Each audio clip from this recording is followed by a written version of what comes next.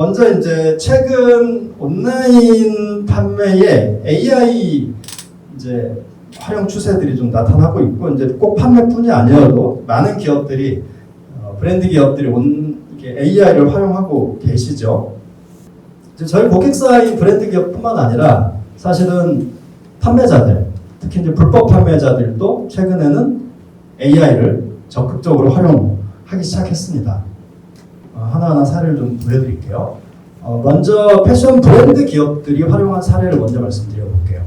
이건 코치 사례예요. 코치에서 테디백이라는 새로운 라인을 재출시했어요.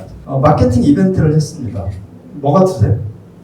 팝업 스토어인데 AI로 만든 팝업 스토어입니다. 실제로 이제 오프라인에 있는 팝업 스토어는 아니고 AI를 가지고 팝업 스토어를 이미지를 만들어서 마케팅 이벤트로 이제 선보였던 그런 사례였고, 되게 좀 성공적인 사례였다고 평가되고 있죠. 게스 사례인데요. 패션 잡지 보그라고 있어요. 보그에 게재된 2장의 광고 사진입니다. 게스에. 근데 이게 굉장히 이슈가 됐죠. 이걸 AI로 만들었거든요. AI로 만들었다는 걸 이렇게 공개하진 않았어요.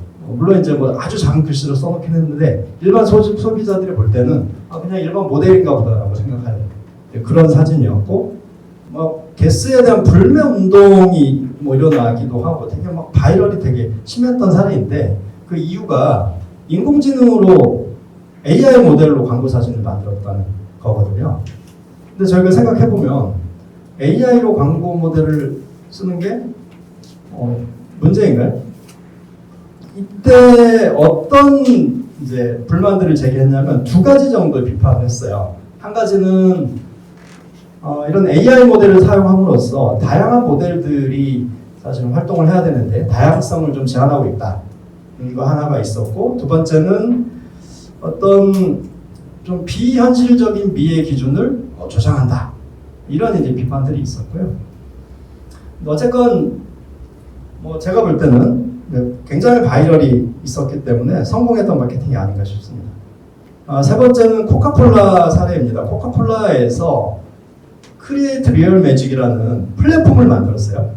저 플랫폼은 뭐냐면 이 아티스트들이 저 플랫폼에 들어와서 어떤 아트웍을 만들 수 있도록 제공을 해준 거예요. 그러니까 아트웍을 제작하는 플랫폼을 코카콜라에서 제공했고, 아티스트들이 여기 들어오면 여기 보시는 것처럼 코카콜라 병이라든지 뭐 로고, 코카콜라 하면 떠오르는 것들이 있잖아요. 북극곰, 크리스마스, 이런 것들을 컴포넌트로 넣어서 그런 것들을 이용해서 아트웍 작업을 할 수 있게 하고, 여기서 이제 공모를 했습니다. 순위에 드는 것들은 타임스퀘어에 전시까지 해주는 그런 이벤트를 했던 사례가 되겠고요. 자, 브랜드 기업들만 AI를 활용하고 있지는 않죠. 보시는 것처럼 상세 페이지도 요즘은 뭐 자동으로 만들어주는 게 엄청나게 많잖아요. 예전에는 상세 페이지 하나를 만들기 위해서 굉장히 많은 시간과 노력을 들였다면 지금은 보시는 것처럼 1분 만에 끝, 이런 이제 것들이 굉장히 많이 나와 있고, 상세 페이지뿐만 아니라 보통 이제 이미지를 갖다 쓸 때 배경을 따서 이제 누키컷이라고 하잖아요. 누키컷을 만들어주는 솔루션도 굉장히 많이 있죠. 배경을 날리는 걸 떠나서 더 나아가서 배경을 내가 원하는 디자인으로 바꿔주는 서비스들도 굉장히 많고, 아주 편하게 이런 작업들을 할 수 있게 돼 있죠. 이처럼 이제 AI를 이제 모두가 적극적으로 활용하는 시대가 이제 되었고, 브랜드 기업뿐만 아니라 판매자, 나아가서는 불법 판매자들도 이제 뒤에서 제가 사례를 좀 보여드릴 텐데 AI를 적극적으로 활용하고 있죠. 온라인 불법 판매를 좀 6가지로 좀 유형을 나눠봤어요. 첫 번째는 가짜를 만들어서 진짜처럼 파는 사례입니다. 실제 기업의 담당자가 보기에도 이거 어떤 게 진짜인지 알기가 어렵다. 그런 사례가 있었고요. 이거는 이제 짝퉁인데 누가 봐도 이건 짝퉁이네. 이런 사례도 있고요. 두 번째 유형은 브랜드만 갖다 쓰는 거예요. 무단으로. 저 가방이 르메네 브랜드 가방이 아니거든요. 그냥 일반 가방인데 브랜드만 갖다 쓰는 그런 사례가 되겠고, 세 번째는 이렇게 키워드에다가 내 브랜드를 쓰는 거예요. 아디다스 입장에서 보면 누군가가 아디다스를 쿠팡에서 검색하면 아디다스 제품만 나와야 되는데 아디다스 제품 외에도 여러 제품이 나오거든요. 그러면 아디다스 입장에서는 저런 키워드를 통해서 나오는 상품들이 우리 아디다스 상표를 침해했다라고 이제 주장하는 그런 사례가 되겠고요. 네 번째는 이제 디자인만 도용하는 사례입니다. 근데 이제 문제는 이 제품을 이렇게 똑같이 만들어가지고 판매하면서 이 브랜드는 갖다 쓰지 않는 겁니다. 브랜드도 전혀 다른 브랜드로 팔고 있고 실제 상세 페이지나 이런 것도 전혀 그냥 자기들이 만들어서 판매하면 결국은 상표권이나 저작권으로 단속이 좀 어렵게 되는 거고 이런 것들은 이제 디자인만 갖다가 베껴 쓰는 이런 사례도 있고요. 다섯 번째는 이 회사 제품하고는 전혀 관계없는 아동복을 판매하면서 이미지만 갖다 쓰는 경우가 되겠습니다. 그리고 여섯 번째는 저희가 아까 잠깐 말씀드렸던 이 리셀링 문제입니다. 리셀러들이 제품을 판매하면서 공식 이미지를 허락 없이 무단으로 사용한 불법 판매 사례가 되겠죠.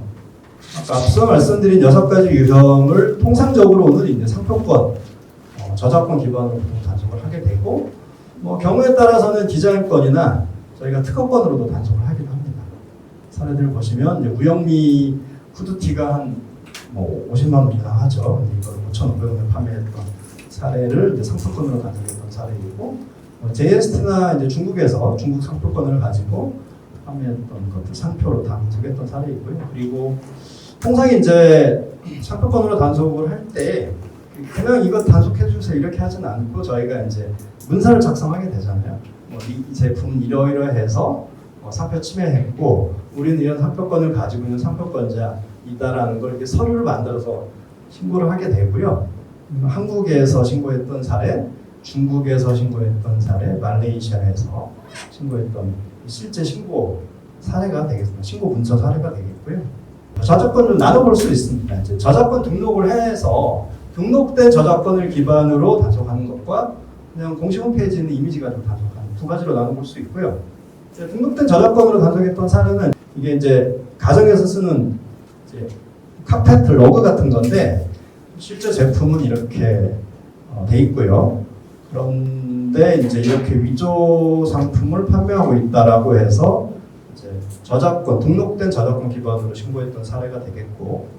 이제 공식 이미지 기반으로 공식 홈페이지에 있는 공식 이미지 기반으로 단속했던 사례입니다.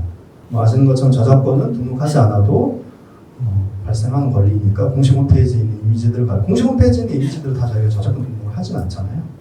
그렇게 등록을 단속했던 사례이고 이거는 이제 미샤 제품의 공식 홈페이지에 있는 사진을 쇼핑 필리핀에서 그대로 갖다 써서 신고했던 사례가 되겠고 디자인권으로 단속이 가능하다고 말씀드렸잖아요. 그래서 디자인 같은 경우는 실제 이제 단속했던 내용을 그대로 보여드리면 이런 제품에 대해서 우리는 디자인 등록을 해서 디자인권을 가지고 있고 우리 제품은 이런 제품들이 우리 회사의 디자인권을 침해하고 있다라고 신고를 해서 이제 차단을 했던 사례가 되겠습니다.